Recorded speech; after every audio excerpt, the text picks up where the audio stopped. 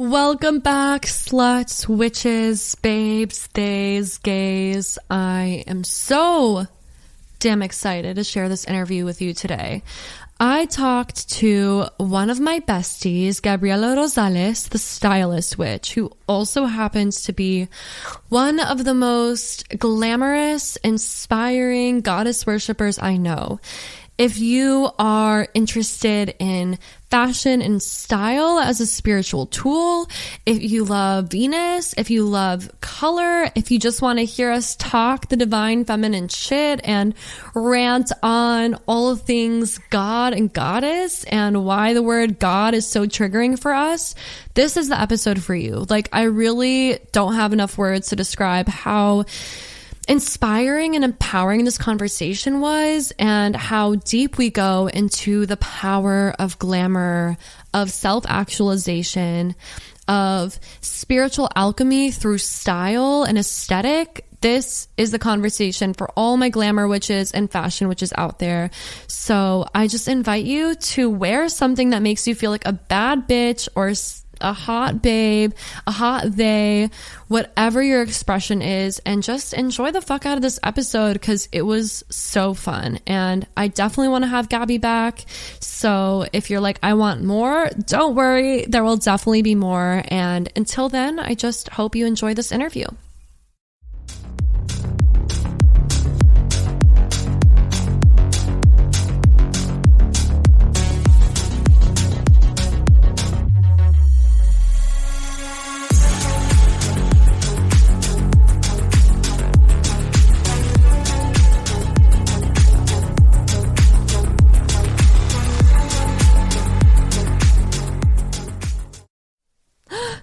Gabriela Rosales, iconic quadruple Taurus, glamour goddess, vision of Venus. You are one of my favorite people to ever exist. And for all of those listening, we are going to be giggling. We are besties. We are soulmates. So like, this episode is going to be a lot. And I'm so excited to talk to you. You have made a name for yourself working within the realm of the Venusian, combining glamour and embodiment to help people become their best selves through styling, through closet cleanses, through just like seeing them through this like Taurus tunnel of like sacred aesthetic. And I'm just so in awe of you, so excited to have you here. And I could just ramble on and on about how much I love you, but I would love to just have you tell us a little bit about who you are as the Stylist Witch, which is your moniker, your name of choice, and how you kind of like began on that path to combining glamour and spirituality. Yes, well, I'm so excited. Oh my goodness. So the Stylist Witch, I am a stylist and personal shopper, basically like all around aesthetic expert, as I've I've started to like broaden those horizons a little bit. But I basically integrate the spiritual witchcraft, whatever you want to call it. I integrate those things into my styling work with my clients, because when it comes to embodiment, I have often found that a lot of times there is so much hidden or repressed or neglected, that people sometimes that neglect and stuff goes on for so long that people kind of forget like certain aspects of themselves. And so I use tools like astrology, tarot, and all of these like divinatory tools to be able to uncover what is hidden, to be able to integrate it into the whole, to accomplish a term that I have coined called exalted aesthetic, which I define as the embodiment of your self-actualization. So I use these spiritual tools to be able to dig deeper, to be able to have your embodiment and your personal style and aesthetic mean more than just surface level aesthetic, because visuals are such a potent way to communicate, but really it's, because with glamour and styling, it's so much, I feel like people focus a lot on outer perception, and what I focus on is inner perception, because before you can allow yourself to be perceived as you wish from the outside, you have to perceive yourself first. And so that is really what is important to me. Like, my focus is not necessarily on looking good, but feeling good, because once you feel good, you look good. They're inexcusable. So that is my priority when working with people.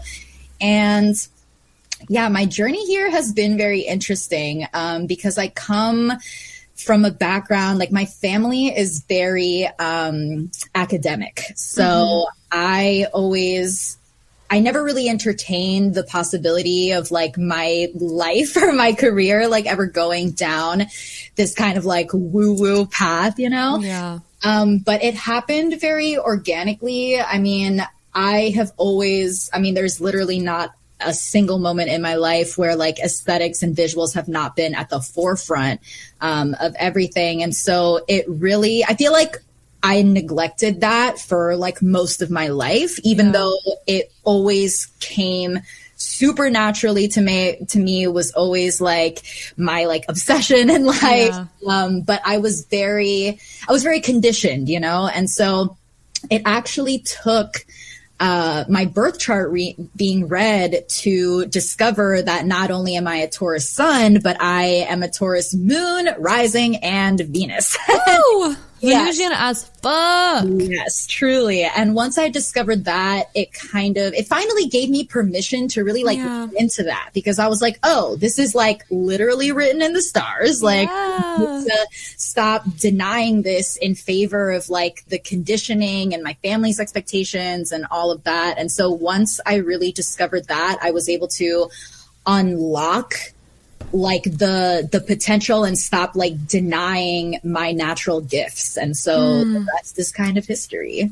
Oh, I love it so much. And I really vibe with so much of what you say. There's so many thoughts running through my head. But first off, like, thank you for that. Because it's like, you know, I think this is something that you obviously also understand, that a lot of probably listeners understand. But, like, there's so much, like, conditioning, like you were talking about, like, if you are raised in a feminine body or as a woman, like, you are made to feel guilty for caring about how you look. And it's like, at the end of the day, like, beauty is the language of the goddess. It is a virtue of the goddess. Beautiful things make us feel beautiful, like, make us feel connected to something greater than ourselves. Like, there's a reason that temples and mosques and churches and, like, places of worship are beautiful, because that, like, elevates our consciousness to something greater. And, like, I think that the way that you're integrating this, like, the spiritual with, like, the physical, it's so powerful. Like, I always say that, you know, magic transforms us from the inside out and glamour transforms us from the outside in. And when you combine those two things, when you, like,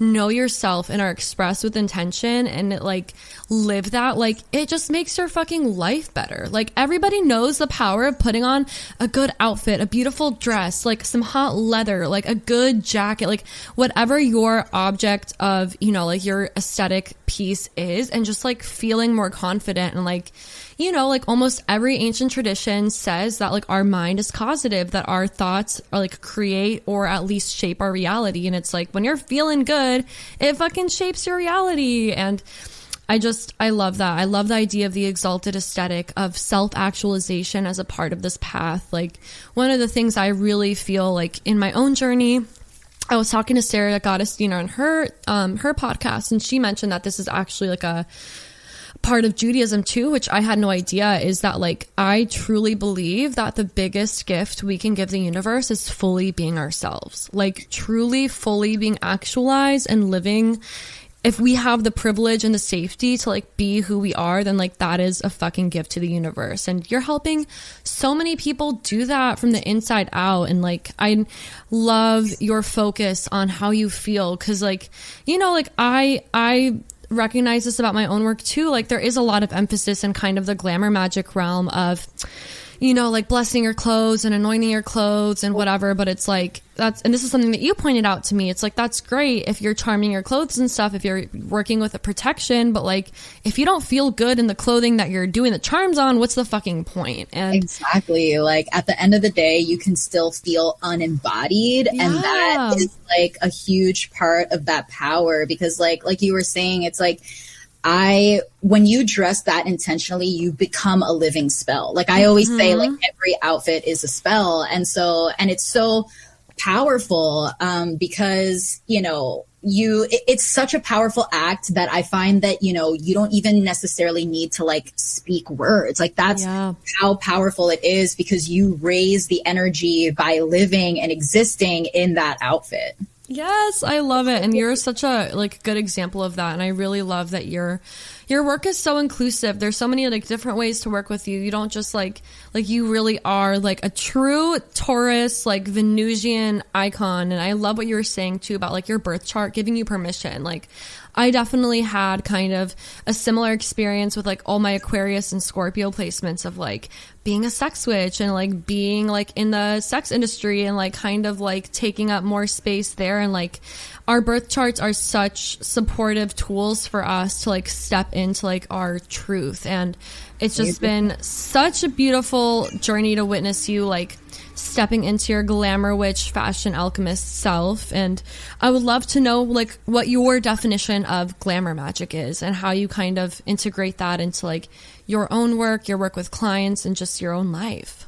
Yeah, so I really love to use the terms glamour magic as well as fashion alchemy. So to me, fashion alchemy is the bigger picture, because the process of alchemy is the process of perfection through change, right? And I believe that the word perfect is actually a very powerful word when used subjectively. I love that. Yes. So I think that like, and I think that fashion alchemy, the goal is like the exalted aesthetic, right? Like that evolution. And that's also not to say that that is ever stagnant, because we are ever changing, and it's really about like the awareness and being in tune with those subtleties enough to be able to shift with it as it happens. And then for glamour magic, I feel like glamour magic is like the daily. It's like, I really view it as very lunar, you know, it really allows us to go through the phases and be able to weave between all of our identities and be able to layer different aspects, like depending on the day, you know, depending on how you're feeling, depending on what aspect of yourself aspects of yourself want to be in the spotlight on any given day. So I feel like glamour magic is really our ability to experiment and really be able to weave through not only our different identities, but also our different moods, because fashion is very emotional, you know, like you can plan an outfit a day or whatever in advance, and then you get to the day and you're like, I'm not feeling that, because you're emotionally not feeling it. So I really very much view it as in line with like the lunar phases and really being able to embody different aspects of ourselves. Because I feel like a lot of people, when it comes to aesthetics, will become very like locked in with stuff. They'll be like, okay, this is my aesthetic, this is my color palette, and like I don't move outside of that. But then it's no wonder that people quickly begin to feel unembodied and don't feel aligned with the things in their closet, because we are deeply complex humans, every single one of us. And so I just don't believe that like our complexity can be confined within such strict parameters. So I think glamour magic is really like that flexibility and just like, you know, really like going with the vibe. Yeah, I love it. I mean, I'm like sitting here nodding, even though I literally wear like the same 4 colors and have like a very specific aesthetic. But like, even within that, like if you're like me and super fixed sign, like there's still room for evolution and trying new things. Like, you know, like I'm not going to necessarily go out and like wear like a very like a lavender outfit, but like when I'm working out, I'm gonna wear lavender. Like I have kind of my certain moods for the colors, and like within that I'm still flexible. But yeah, I'm like definitely here for all the fixed sign girlies who are like, I literally just wear 3 colors. But it can be fun to step out. Like I say that and I'm like red, pink, black, leopard, and some tiger, and that's it. But you know what? I'm definitely here for that too. I just never want it to be a limitation, because it is nature. Like our brains naturally fixate on things, and so like, as long as you have the awareness when you're like, okay, something is not feeling aligned with like where I'm at right now, and being able to honor that and not stop yourself because of this like weird, you know, rigidity, these like self-imposed rules. So as long as you always feel embodied and empowered, then do your thing. Yeah, definitely. And I feel like that's like such a big part too of like, you know, I feel like this is something that I have been very aware of, that we've talked about, that I've talked about in my books. Like, personal style, it means knowing who you are. It means doing the inventory of like going in and recognizing your desires, what makes you feel good, what brings you pleasure, because like those are all things that are connected to glamour magic. And like, you cannot like, they're like, when, at least when I see people who are constantly following trends, like, no shade, but it's also like, it makes me sad because I'm like,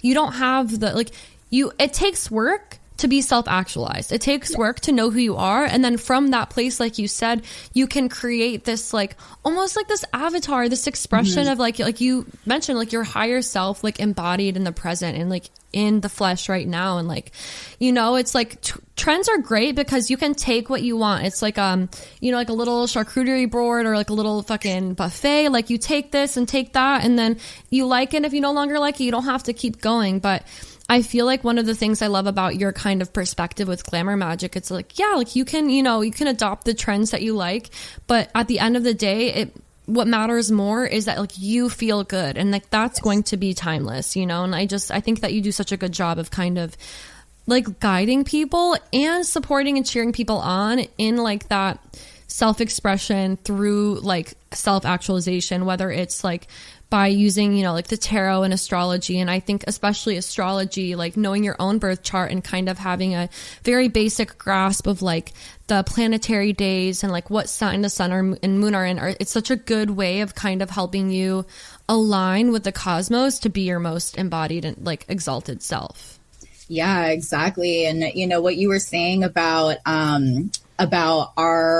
the discovery of self being like so intertwined with that is one of the biggest reasons that I really love looking at people's birth charts for that, because discovering your personal style really does go in hand with self-discovery. And that is a very, very intimate process. And that is something where, you know, in our world today, like our capitalistic society that's like so fast paced and all this stuff, like a lot of people really don't even have like the flexibility to be able to really discover themselves. Like there's so much that like lays dormant. And so that's why with the trends, like I really love the idea. I always encourage people, like, if you really like a trend, like if there's one thing that you really, really like, then I am all about integrating that trend to your personal style beyond the point that the trend is trendy. Exactly. You're like adopting it. Like you said, you're integrating it. You're allowing it to become part of your personal style instead of just a trend that you participate in. Exactly. And sometimes it does take, you know, an outfit or an article of clothing or something like that to discover a different aspect of yourself. Like I really think of it like different styles or different items or colors or whatever. I really think of it as like extending an olive branch to like all these different sides of yourselves and inviting them to come out, and having the outfit or whatever be the vehicle in which to experience that aspect of yourself in. Yeah, definitely. I mean, like, I know that from like OnlyFans and other sex work. It's like when I put on a specific outfit, like it helps me channel that alter ego. It helps me like step into a different part of myself. Like I'm not exploring or like integrating in my everyday, and it's so powerful to have that. And when you were talking, especially like in the beginning, like one of the things that I wanted to say was like, you know, this idea of occultism, like a cult being something that's hidden, but it's kind of like, it's almost like when you're practicing like the occult, or when you're like in that, you are bringing light to the hidden. And I feel like you are truly like such like a aesthetic occultist, where like you are helping people like unleash and step into these parts of themselves that have been hidden through glamour. And like, it's really fucking cool. And I love that. Yeah. Like you said, like astrology really brings light to different parts of yourself. Like we've talked about, it was like, oh yeah, like on Mondays, which are ruled by the moon, I really like wearing black because even though the moon, classically the colors are silver, maybe white, like I like wearing black because my moon is in Scorpio. And to me, that's like a very gothy kind of placement. Like, Scorpio's ruled by Mars, which is red, but like, I'm like, I love, like, that makes me feel very comfortable on moon days. And it's like, when you kind of have that language, it can be so much easier to like, like align yourself with something greater. Cause to me, that's like also part of being a witch. It's like, we're, like individuals, but we're individuals in this beautiful cosmic web. And the more that we can both honor that individually and connect to something larger than ourselves, like the more just grounded in our power we're going to feel. And I think that, like you said, like working with using glamour and astrology to like both tap into yourself and like the cosmos, it's just such a fucking cool way of like moving through your day-to-day life. And that way you're like, yeah, you don't necessarily have to meditate every day or practice a spell every day or do anything like quote unquote witchy, because your intention is literally woven throughout your day. Like exactly. I love Glamour Magick because it's like, unless you're a nudist, you have to put clothing on every day. So when you add in, we all participate exactly, in, and it's like it. Unfortunately, not everybody in this world has their needs met. Not everybody can participate. But like, that's, if you have the privilege, if you have the ability to even just wear a color that makes you feel good, like, why the fuck not? Yeah, exactly. Oh, man. And color is such a beautiful part of your practice too. Like, you are truly a color witch, a color expert. Like, when did your love affair with color begin, and how does that play a part of your glamour magic? Oh my goodness. Color, it's so interesting because I look back on myself. I think we were talking about this the other day. I was talking to somebody about this the other day because if you're unfamiliar with me and my Instagram aesthetic, I am like Barbie, like full on this Barbie is a witch. So I feel like even observing my relationship with the color pink, in retrospect, like I used to hate the color pink. Yeah. Like for a very, very long time.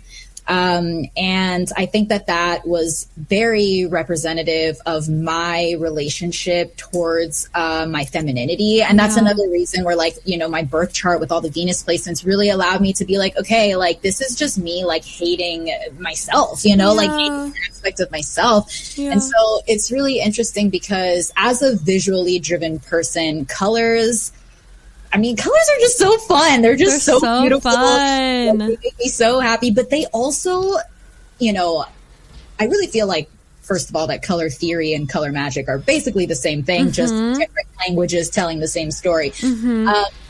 But it's so interesting because color is such a significant part of the way all of us experience the world. I mean, for me, it is a huge, huge part of the way that I process, like literally everything.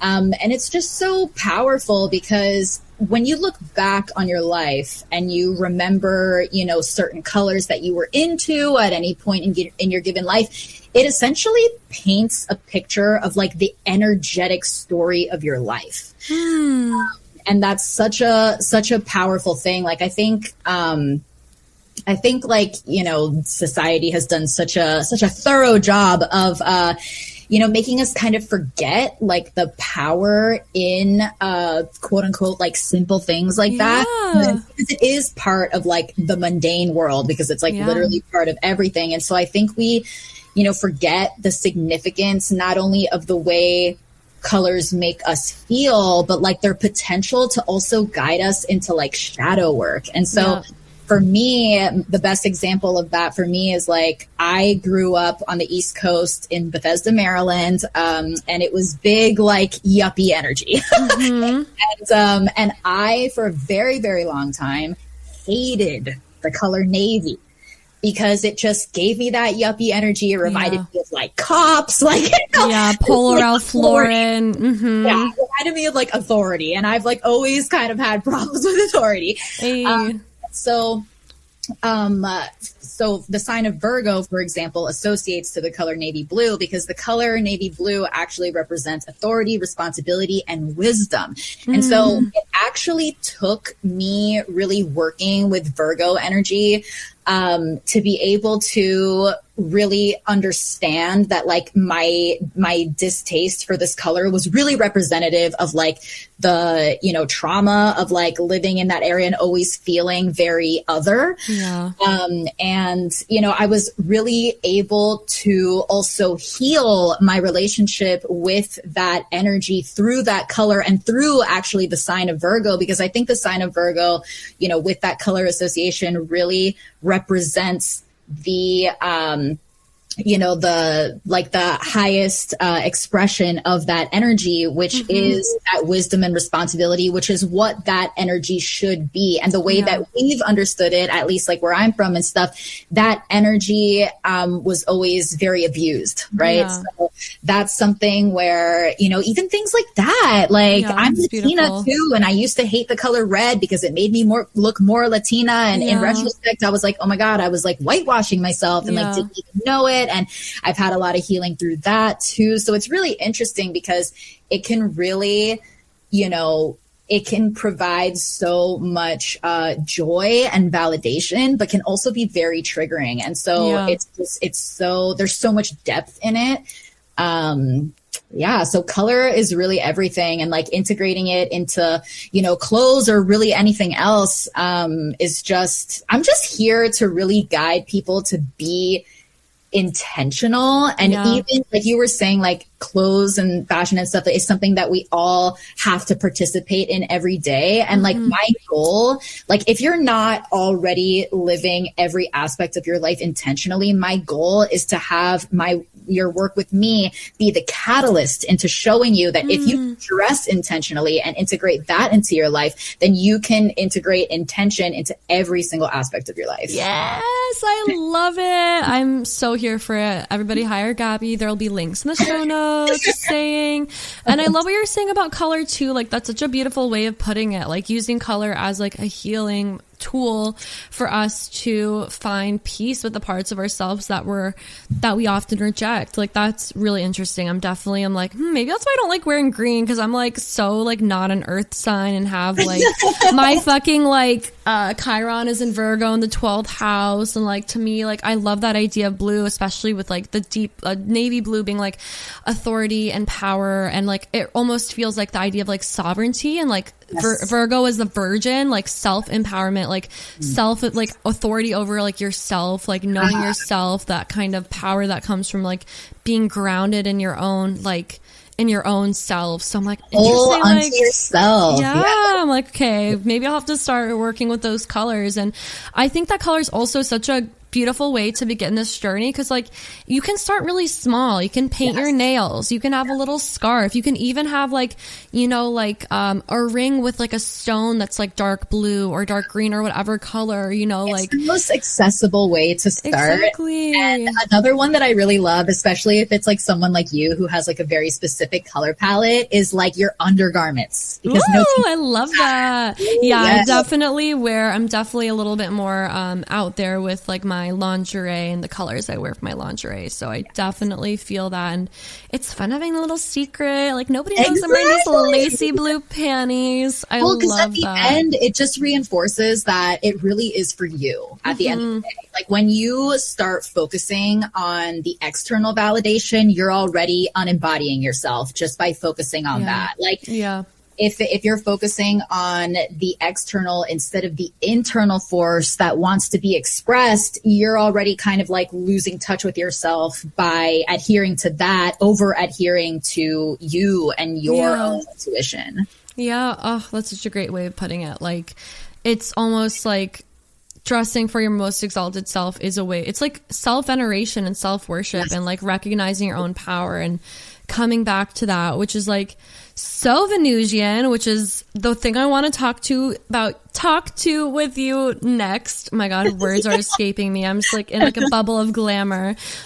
You are, like we mentioned, you're super, super Taurus, ruled by Venus, and you are also a devotee of Venus, like I am. Venus being the Roman goddess of beauty, glamour, value, receiving, sensuality, sexuality, victory. She is really our girl, and I know that you just like walk the path of the goddess, and that being the stylist witch and helping people embody their most exalted aesthetic is also part of your devotion and devotional practice to the divine feminine. So I would just love to first ask you, like, how did that begin? Like, when did your connection to goddess energy and the divine feminine and Venus specifically start, and how did that evolve alongside your expression as the stylist witch? Well, it's really interesting because, like I said, I neglected my innate femininity for most of my life. And, you know, it really like almost brings me to tears to say this, but like Venus has been with me my whole life. Like, I know that. And it really took me accepting that, you know, to be able to lean into that and to really honor her intentionally. I've always honored her unintentionally. Like every time I allowed myself to just be, to just embody my own, you know, unique beauty and essence and all of that. And so it really took that. And it's also like the work that I do with my clients, because I can work with anybody, any style, any budget, like whatever. Like I really view, like, I think the term like beauty standard is like insane. Like, cause beauty is expansive. Like it's a multiverse. It's you cannot standardize it. Like that just doesn't exist. And so for me, like working, like all of the work that I do is devotional because I really am about people discovering their unique beauty. And that's another reason why, you know, I use astrology and the tarot and stuff to really discover what that is, because every expression of beauty deserves to be seen. Yes. Every expression of beauty deserves to be seen. Fuck yeah. And Venus wants to see it. Like, are you serious? Like, there is no limitation. Like, that's why I always focus on what is possible, you know, and not like these limitations, because the beauty industry has really limited all of us, you know, like it's both blatant and insidious, and it is very thorough. That's what I really, you know, see like with my clients and stuff. And so I, you know, like I said, like this work really came organically to me. Like when I first started, you know, like doing styling and integrating all this stuff, like I didn't even know that it was like going to become like a job that like people would, you know, like I was just nerding out on the stuff that I wanted to nerd out on. And, you know, and all of that has just been guided by my innate knowledge that comes from Venus. Like, this is why I've always known this. And this is why I know that she's been with me my whole life, is because I just have always known that beauty is really a multiverse, and it is just, it's infinite. And like my work with my clients and really being guided to that, because I never had like a set plan. Like I'm going to become a stylist and I'm going to do this and blah, blah. Like it just happened because people want to feel embodied and they want to feel expressed. And, you know, I'm like so grateful that just like following my own, you know, passion and nerdiness, like really, you know, resulted in all of this. And so every little thing that I do with the entirety of the Stylist Witch is in devotion to Venus. Yeah, I love that. And I mean, people also like, they resonated with your work because your work is coming from such an authentic place. Like it is coming from your soul. And like, you know, like I was just talking with somebody else, where it's like when you live your truth and when you are expressed in that, and when you like vibrate, hate like that word can be so cringe, but like it's true. When you're in that energy, like it gives permission to other people to do the same. And like you live this work, like you live the devotion to Venus. You live this expression of you can't unsee you can't fucking go back. Like, you've drank the well, it wasn't even Kool-Aid. It was like you drank the Flavor-Aid, and now you can't fucking go back, you know? Like, and why would you want to? Yeah. And like, I come from a place where I absolutely know what it feels like to be repressed in your identity. And so I really am here to like, yes, I guide people with outfits, like pair this with that and wear that or whatever. But really, I'm just more about guiding people to just trust themselves, to just trust in their own, if you think something is beautiful, there's a reason for that. Yeah. Like, this is not like random, like if that is your, what you identify as beauty,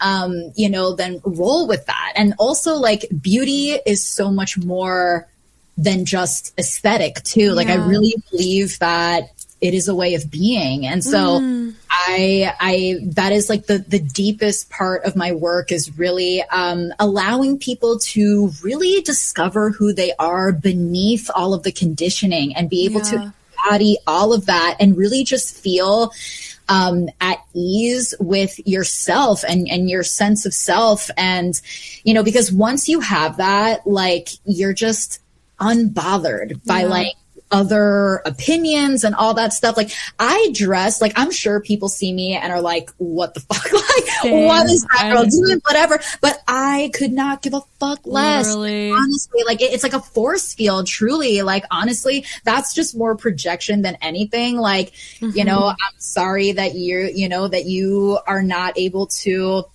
live your embodied life, and that you look at somebody, doing that, and it's, triggering, because it can either be triggering or inspiring. Exactly. And I'm just, like, it's, our society has really taught us to we put ourselves in these cages, Definitely. It's just about breaking free of that. Yeah. And so Venusian. And even when you were talking before about this idea of like dressing for the day to day as like lunar, like even that expression of like going with the flow, like the tides of the waters that Venus comes from, like that is also so Venusian. And I think one of the best spells you can cast is not giving a fuck what other people think about you.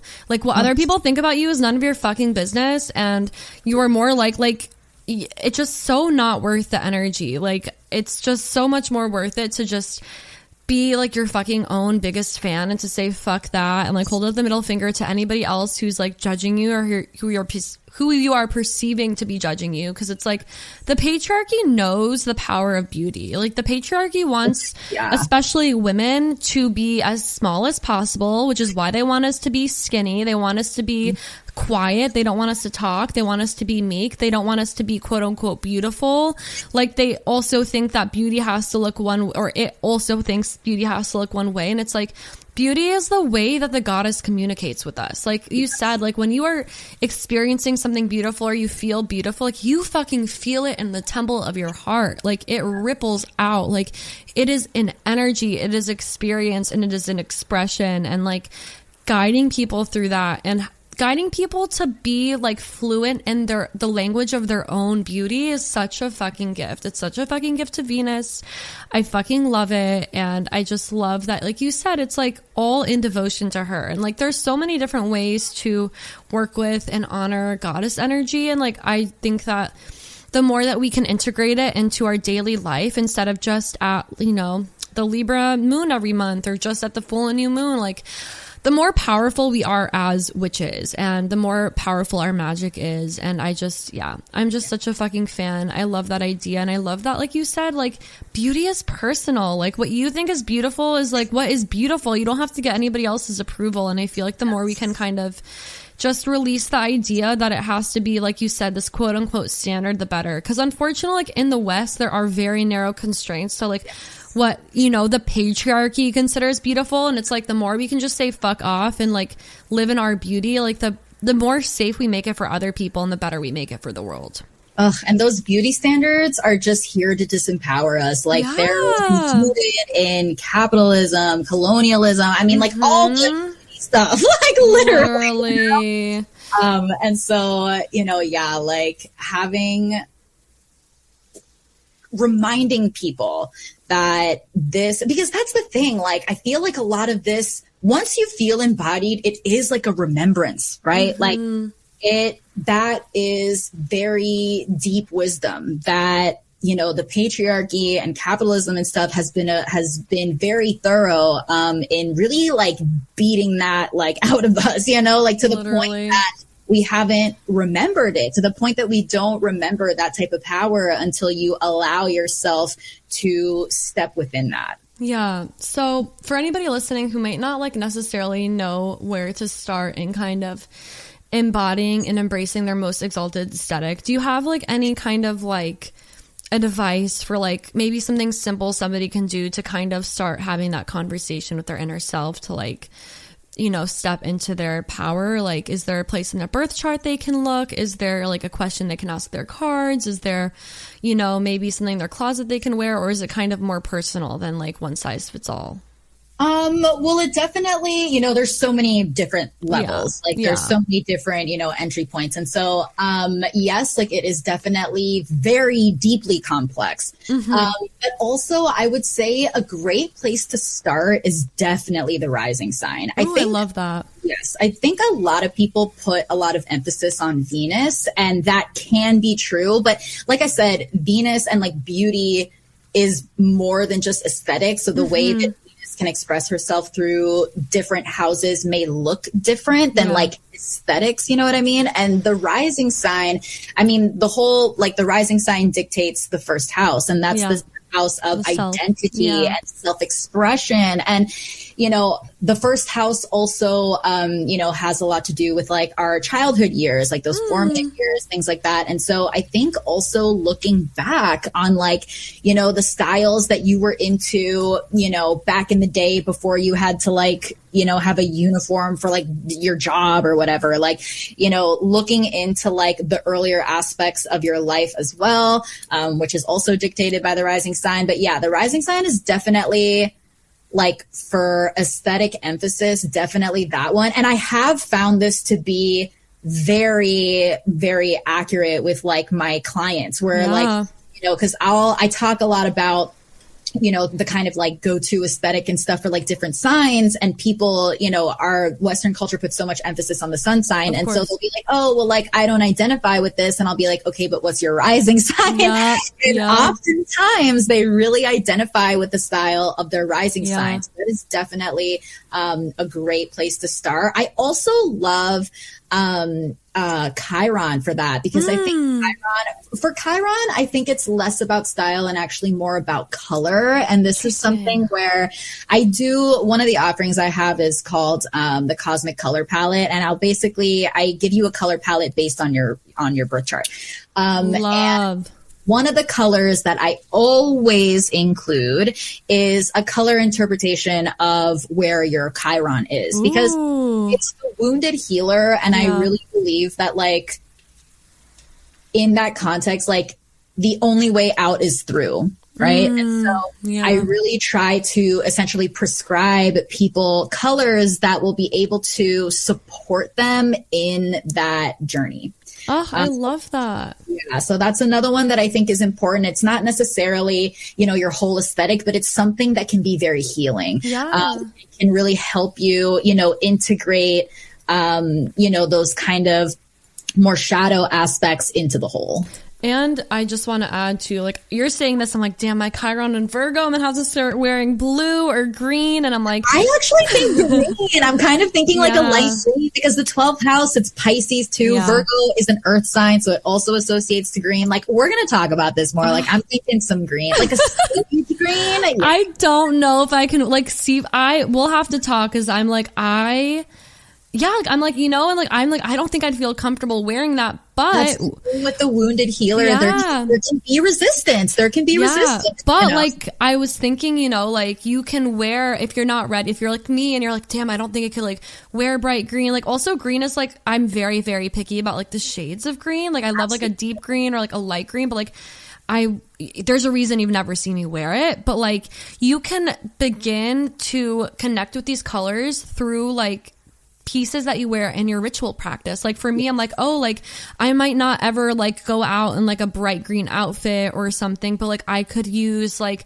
a green, like a dark green slip or a dark blue slip or like a light green scarf that I wrap around myself in my meditation practice as a way to kind of begin integrating those colors. Like, or even just crystals. Like, yeah, exactly. I really love like working with like something I've been doing more is like really working with like crystal accessories and stuff. Ooh, yes, I love that. Yeah, it's a way to work with it in a way that's not so visible and like disruptive to somebody who has like such you know, such like an exact aesthetic. Yeah. But you know, this is the thing though, like you work with green in ways that you don't even know. I mean, the stem of every rose ever is green. So like there's ways that happens too. Yeah, we'll talk, but you know, it doesn't have to be all or nothing. You don't have to go out and like, obviously that's not what you're saying, but I just want to like, just, you know, coming at it from like somebody who meditates every day, like you can integrate these pieces into your like ritual practice as a way to kind of begin like moving through that, you know, portal. But I'm a fucking Libra rising, and you know me, I'm literally wearing my whole pink outfit right now. So I think the rising is such a good way of putting it. And if like you don't know what time you were born, you can always do Venus.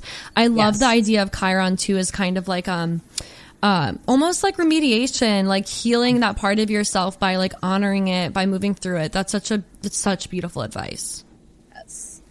Okay, so Gabi and I have been really sending the voice notes the past couple days, talking deep about our relationship to the divine feminine and both of our kind of resistance to the word God. Would you be down to talk about this a little bit, Gabi? All the things. Let's go.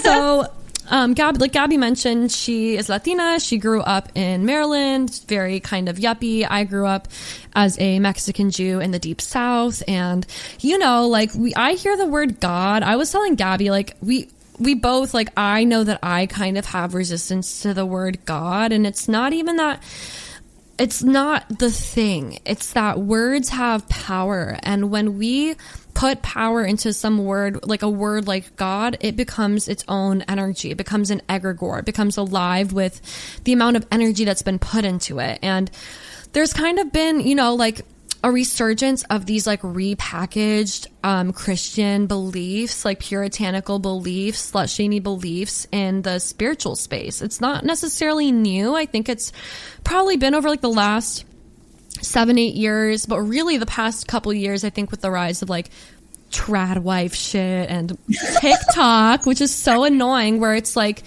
you know, like you'll see people talking about 5D and ascension and like womb healing. And like I've talked about this recently, like this idea that there's like, you have to like, if you have a womb, you have to like be in love and only have one man enter your womb, or else you have bad energy there. And then it gets like very slut shamey and also transphobic, because not everybody who has a womb is a woman. Not every woman has a womb. And then like within that, there's also kind of this like leaning towards people like in the wellness spiritual space using the word God. And like Gabi and I were talking, she sent me a voice note. She's like, this is like annoying and difficult for me, like what the fuck. And maybe I'll let you start, like if kind of like your experience about hearing that word, because like as you've heard, like Gabi and I are both very devoted spiritual people. Like we are here for the goddess, we are here for the divine, we are here for the cosmic, we are here for the universe, the numinous, to pull that down, bring it into earth.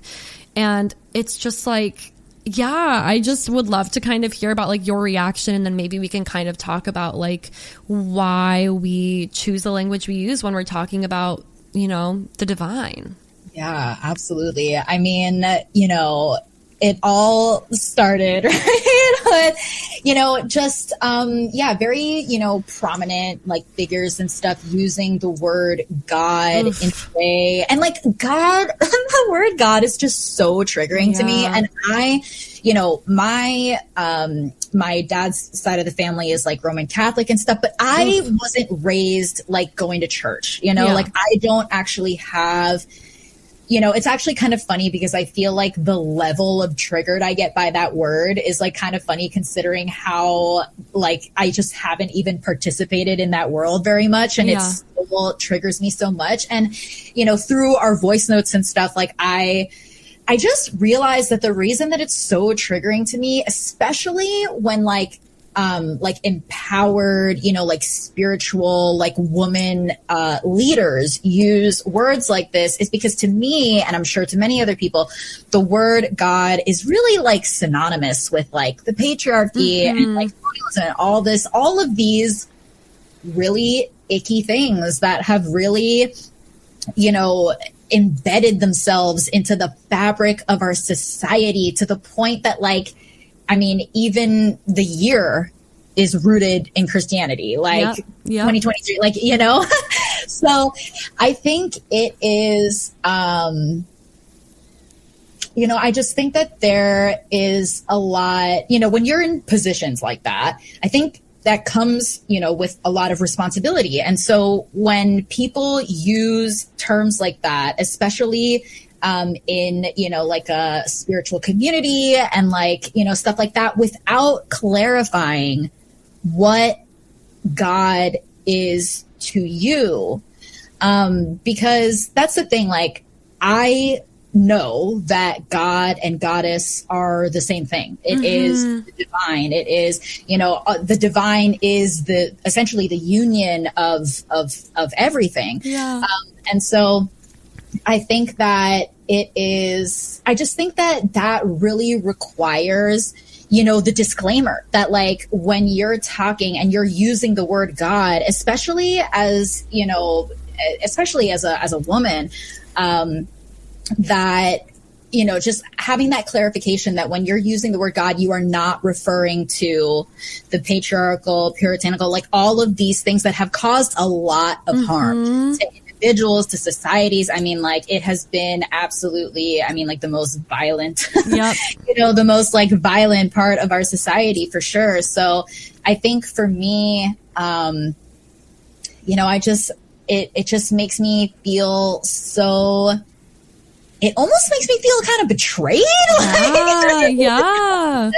Because I just feel like there's so much, especially when, now there's more open dialogue about, goddess and divinity and spirituality and all of this stuff, and choosing to say words that have that heavy of like associations without clarifying it is very, I don't know. I think it's kind of dangerous. I was going to say dangerous. Yeah. Because without clarifying that, you don't know, how you're impacting people and how people might interpret that and then start to, lean into these like very, outdated views and stuff. It's just, there's so much complexity within it that I really think that it deserves very, very clear dialogue. Yeah, definitely. And I do just want to acknowledge, like, you might not have been necessarily like raised within like a very religious framework, but like, especially in the United States, the Western world, but we're both American. I mean, I know you're also Canadian, but we both live in the US. We quote unquote have a separation of church and state, but we absolutely the fuck do not. We live in a Christian nation. We live in a Christian nation that is dictating how people with wombs and women are, treated, how queer people are treated, how trans people are treated, how all of it. Like, so we are impacted by that framework, whether or not we exist in the church. Like, we live, especially Maryland, like how I grew up in Georgia too. It's like, there was so much dogma. There's so much dogma around this idea of quote unquote God. And it's like, the God that people are referring to, just like by default, is the God of Christianity. Like, unless you're like, oh no, I mean like Adonai, or I mean Allah. Like, you're not going to assume that quote unquote God is the God of the Jewish people or of Islam or of like paganism. It refers to the God of Christianity. And like, Jesus was a fucking cool dude. Do not get me wrong. He was down with sex workers. He was queer. He was brown. He was a Jew. He was just living his best life. It's not his fault. It's the people that came after it that decided to fuck with his messages hundreds, thousands of years after, and then all those devotees after that totally warped this idea of love thyself, love thy neighbor, whatever. Like, that God is a God that represents suppression, and represents suppression of women and of queer people and of anybody who's othered. And it's like, in this, especially now, because there kind of is this rise of like traditionalism, it's like when you're a spiritual empowered woman, or when you're a leader and you're like, yeah, this God, that, like, it's like, why choose that word to represent the divine? Like, why choose that? Least, like, you know, please clarify. You know, like, exactly that part. When you're talking about God, you're talking about the divine, right? Exactly. Like, it can even be just as broad as that. I think it just requires the clarification that you're not talking about, you know, the oppressive God that, like, you know, we as a society have like come to, you know, like, seek approval or whatever. It's just like such a it's such a slippery slope. It is. And language is important. Like, obviously it gets to a point where it can be limiting, but like, it is important. And I do, you know, like, I'm not super into like Gnosticism. That's not even something I like am really very, very well versed in, but there is this idea of kind of like this false god, the demiurge. And like, to me, that really is kind of an embodiment of like the Christian patriarchal god, which is like the default. And yeah, it can be really dangerous. Like, I've definitely felt almost guilt for feeling triggered at that word, like partially because of like, you know, I'm like, oh, like I shouldn't, but it's like, at the end of the day, like, this is the god that literally fucked up so many different indigenous cultures. This is the god of like killing, like, you know, like so many different traditions that didn't go along with it. This is the god that like really buried the goddess tradition. And it's like, one of the things that we were talking about too in our voice notes is like, we do not worship the goddess because we believe that like women are going to become like superior to men, be on the top of the food chain, be in like the pyramid, be the very top. Like, we have been in patriarchy for so many thousands of years that the only way to get balance, like you said, between like the divine, between the god and goddess, between this polarity, is to swing the pendulum in a different direction, which means a very intentional worshiping of the feminine, of the goddess, which means honoring the earth, honoring everybody else, honoring the sky, the, you know, the solar system, the cosmos, the numinous, as much as honoring like energy and beauty and intention. And like, the god of Christianity is like a removed god that's transcendent, that sits on the clouds, that doesn't give a fuck about being in a body or beauty or pleasure. And it's like, those things are important. And when you're talking about God, yeah, like, that's what I'm gonna fucking think of. And actually, like, if you're going to say that, just like give a little PSA at the beginning, like give a little PSA about the fact that like what you mean, like, and I was telling you this too, like if I'm talking about the balance of the, you know, God, goddess, like I will write God/DESS to represent God and goddess kind of like as one, like that way just cover the bases, you know what I mean? And it's like, it's so weird because I feel like I'll be like, oh, this word, this triggers me, like I don't like it, and I'm like, why does it trigger me? It shouldn't trigger me. And then you kind of go into like a spiral about like feeling bad about your feelings, and you're like, too many feelings. It's like, goddess, take the wheel, I surrender, like I can't do this. But it's like, our words are important, and like I just want everybody listening to be wary. If your intuition is like, I don't like that, even if it's you're listening to this conversation and there's something that we're saying that you don't resonate with, honor it, and then maybe take time to examine it later on. Like sometimes those triggers are really beautiful opportunities for us to grow, and they're just very different from what we're used to, and it's just kind of like a stepping stone. But like if your intuition's like, I don't like that, fucking listen to it. Like there is a lot of spirituality now that says that you have to leave your body, that you have to ascend, that we're entering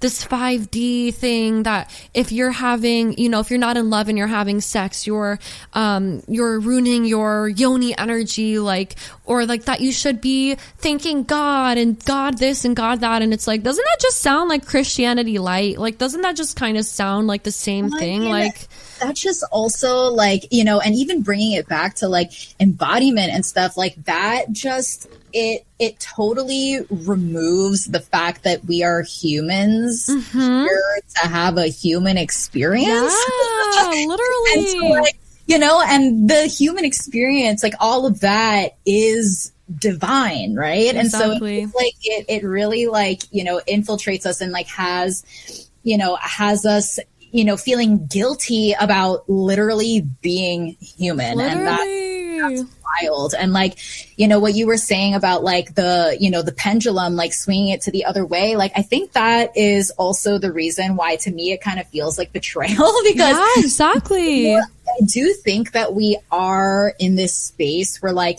you know, dialogue about, you know, spirituality and, you know, the divine feminine and like goddess and like all this stuff is becoming, you know, a little bit more, I don't want to say mainstream, but like it is becoming definitely more part of like, you know, the narrative. And so when we are in this place where we understand that like the balance has been so skewed for so long, and now, you know, we, especially as like spiritually empowered women, you know, are swinging the pendulum to the other side, then that's why it feels like a betrayal, because I'm like, especially as a spiritually empowered woman, like we have the power and the responsibility to help swing it to the other side so that at some point we can reach some semblance of equilibrium. And so when people, you know, choose to use that language in a way that isn't clarified, it feels like the pendulum is like, you know, not necessarily swinging backwards, but it, you know, we all have to give it the momentum to continue to swing to the other side to be able to reach this balance. And so, especially when women claim to be like, you know, work, you know, you know, to like embody like, you know, divine energies and all that stuff, then it's like, well, why would you, you know, I feel betrayed. Literally, I understand. It's like, we're here for the goddess. I'm here for embodiment. I'm here for like to have a body, you know, like I really truly believe that, you know, like this idea of as above, so below, like the macrocosm and the microcosm are reflections of each other. And it's like, I truly, truly believe that we are expressions of the divine put in these human flesh suits, because the divine is spirit, right? It's numinous. It does not have a physical manifestation. Like, we are here to have the fullest experience possible. And as we do that, as we feel pleasure and sadness and pain and love and lust and magic and all of the fucking things, like, we are honoring the divine. And like, to me, like, that is goddess energy. That is the energy of like that polarity of that that even expands past that polarity. It's not just like this one thing. And like, you know, like, to me, the divine feminine really represents the physical embodiment, feeling, beauty, all of these things that the God of Christianity took away from us, stripped us of. So it's like, I feel like it's so important to choose the language that reflects this expansion versus this contraction. You know what I mean? And it's just like, it gets me so fired up. And talking to you about it the other day, we were like frantically sending each other voice notes for like hours. Like, we could have just talked on the phone, but this is more rewarding.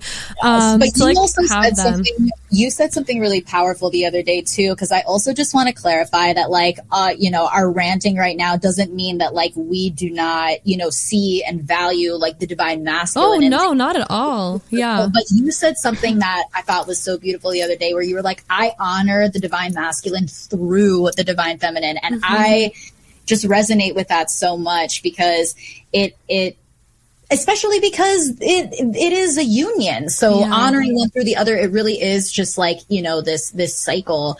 And so, I just loved what you said about that. That was like very resonant.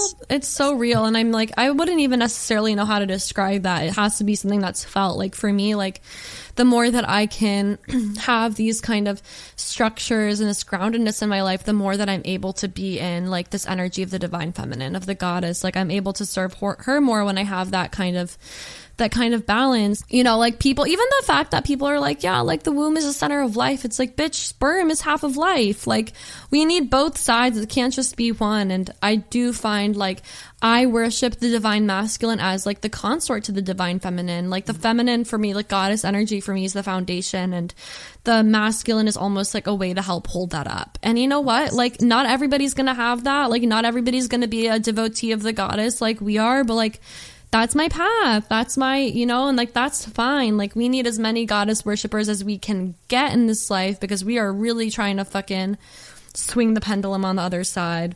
Yes, we're trying to correct this like really intense imbalance that has existed for generations, centuries. I mean, just, we're in a new paradigm. And I think it's really, important for all of us to do, what we can, and be really intentional about everything, that we bring to the table. Cause we're just at this point where, there's just so much there. It's so deeply complex. And because it is so complex, like it just deserves to have, the clarity.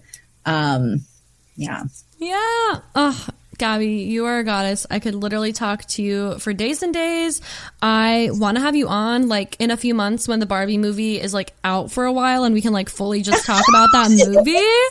Cause I think that'd be really fun. But I'm like, I just feel like, or maybe we'll record it soon and just, do it when we can talk spoilers. But I feel like the time is not come. I'm like, we need a whole episode about that. Well, I know that you have your Perfect Style course coming this fall. I'm sure this episode will be out around that. So do you want to talk about like what's next for you and where people can find you? And I'll put all the links in the show notes below.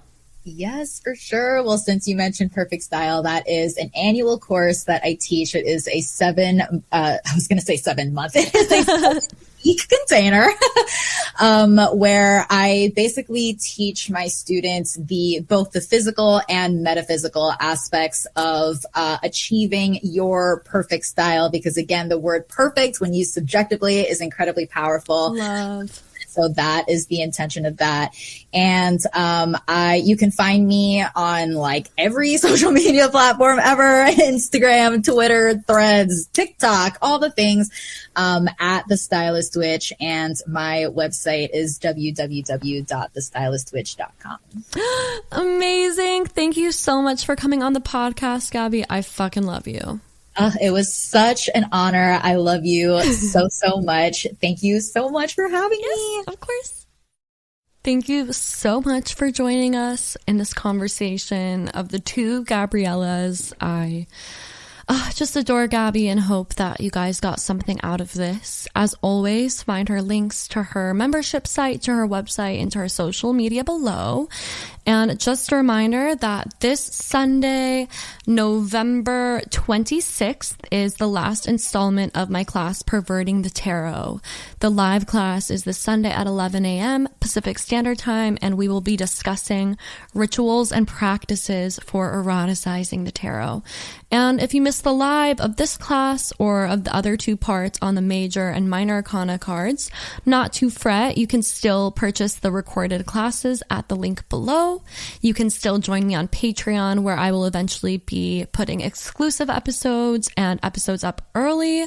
And once this show starts to have sponsors, I will be putting the non-advertisement version of the shows on Patreon. So thank you guys so much for joining me. If you are a brand, a witch, a musician, if you have something that you want to share and shout out on the show, I am now accepting spots for brands for ads. So if you want to sponsor another episode, please get in touch. You can email me at the email below, or DM me on Instagram. But email is the best. Gabriela.herstick@gmail.com. Thank you guys so much for being here.